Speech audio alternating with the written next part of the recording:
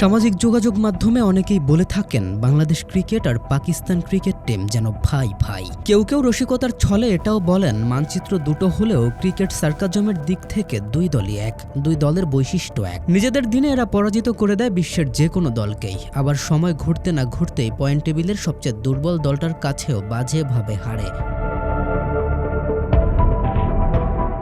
যেমন সবশেষ সংযুক্ত আরব আমিরাত সিরিজে পরাজয়, আবার এই দলটাই সাউথ আফ্রিকার বিপক্ষে তাদের মাটিতে জয় পেয়েছিল সিরিজ। অপ্রত্যাশিত তো বটেই, অনেকটা অপরিকল্পিত। একইভাবে জিম্বাবুয়ের সাথেও পরাজিত হয়েছিল পাকিস্তান, এমনকি সবশেষ দেখায় বাংলাদেশের বিপক্ষেই বাজেভাবে টেস্ট সিরিজে পরাজিত হয়েছিল দলটি।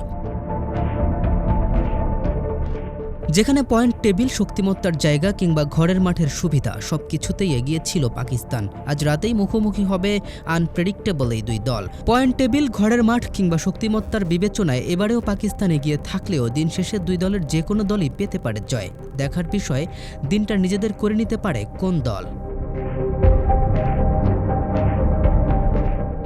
কেম রাফিন, বিডি আর্কাইভ, ডেস্ক রিপোর্ট।